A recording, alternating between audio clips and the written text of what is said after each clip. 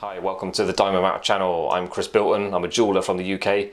I have over 20 years experience making high-end, bespoke, handmade pieces, but now I'm living in Japan and I can't work as a jeweller like I used to in the UK. So while I'm here, got my visa until middle of next year, I'm going to be working hard on this YouTube channel, so I want to document lots of things I know and continue to learn and put it all out there on YouTube so other people can benefit from what I've learned in the past as well.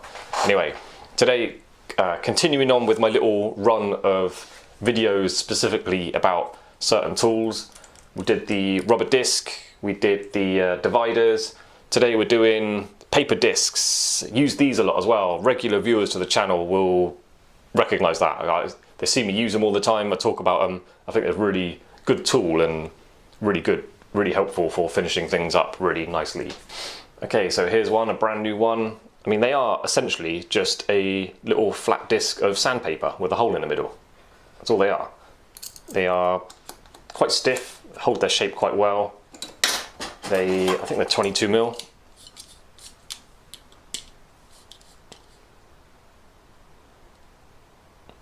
Yeah, 22mm. I don't know why they're like 22mm. These rubber discs are 22 as well when they're new. Don't know what's special about that measurement. Anyway, it works very well. So this one is coarse. I like coarse ones because if you've ever looked at my Etsy shop, there's a lot of like skull rings on there, just solid brass or solid silver. When I'm cleaning them up, you've got to cut the big sprue off. These are so effective. I file them off, I file all those sprues off with a really coarse file, and then I won't buff them with the whizzers or anything. These are far more effective at like removing metal than these whizzers and stuff. These are really useful if you've got to do a lot of work cleaning up something with big, like deep file marks in it. These are really good. Now, as for actually using them, you're going to need one of these little screw down mandrels. They're very cheap. You can buy them anywhere. I've seen them on Amazon and eBay. They're not really a super specialized jewelry making tool, but yeah, it's just essentially like a little vise for holding these in position. Now, I've seen another YouTube channel, a guy was making quite an expensive looking ring, and he had it like this, which I kind of laughed at because it's a really stupid way to use one. So I'll show you why it's wrong, putting the abrasive side on the top. You've then got to hold your hand above a piece. Helps if you've got power on your thingy. You've then got to hold this on there. I've got very little control over that. You can use it, but it's sort of pulling my hand all over the place. It's no good. You want to have the rough side underneath. That's how you use it. You see the difference? So I've got so much more control with it under there. My hand's much closer to it. Look, it's right at my fingertips. It's like infinitely better than having that on the other side and holding your arm right up there with your elbow in the air. You've got no control, that's no good. So yeah, really good. Like, let me, I'll put some deep file marks in this. This is just like a casting of a skull, hollow skull thing that I never finished.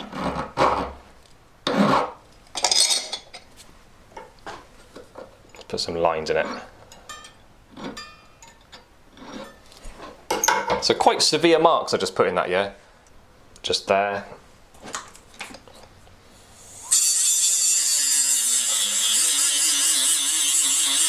Gone. Very effective. That's why I bought the coarse ones. I don't have any others because I bought these with doing these big castings in mind. You can go over the whole thing. And yeah, it's all like patchy. I mean, it's cutting so fast you are literally in danger of putting flat spots on it.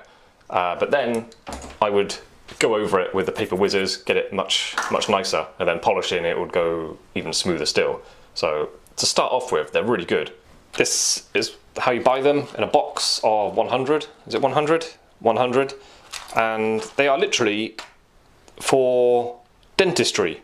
See a picture of teeth and stuff all over it and smiley, happy people. I use coarse and medium. I don't think I've ever used fine before. But what if you want to paper something but less severely? Like you just want to gently smooth over a surface. Join me over here and I'll show you. Okay, so take a brand new disc if you want to change the grit of that. If that's a smooth disc, you can obviously change it to a rough one, but I've got rough ones, so I'm always changing them to smoother ones. So yeah, whatever grade paper you want to be using. Put that down, good disc. Super glue, bit of super glue. You haven't got to go mad covering the whole thing, but I would recommend just blobbing it on quite a bit. Then what I do is, be careful with this, spin it around a bit, so there's glue over the whole surface of it. I stick a bit of paper on it, get that glue down.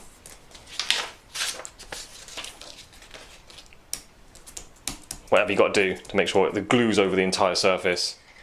Put the lid back on your glue, it's always good. I was doing a terrible job of gluing that. I think my glue might have gone off. Wow, this just makes me look very professional, doesn't it? Okay, I just added some more glue, very dodgy glue here. But basically, don't touch it for a couple of minutes, let it dry flat, don't bend it or peel it off. I think this glue's gone like water for some reason, it's not very sticky at all. But yeah, that's what you do. You get some new super glue or quality super glue, not like I've got, and then glue it down. I recommend using decent super glue, not like what I've got. My stuff was from a pound shop. Buy cheap, buy twice. So true.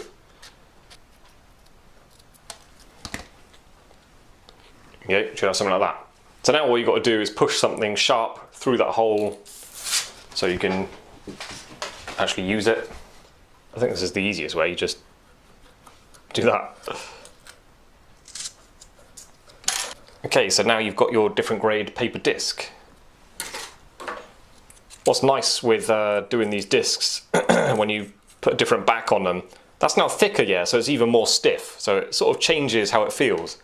It makes it quite a nice thing, because when you've got, because I made one ages ago, still got it, just threw it on the floor, where's the other one?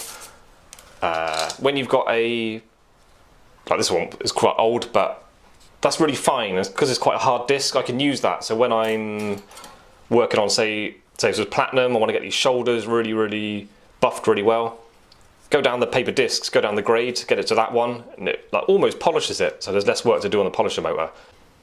But on something like this ring, if this was platinum, ideal. Flat against flat.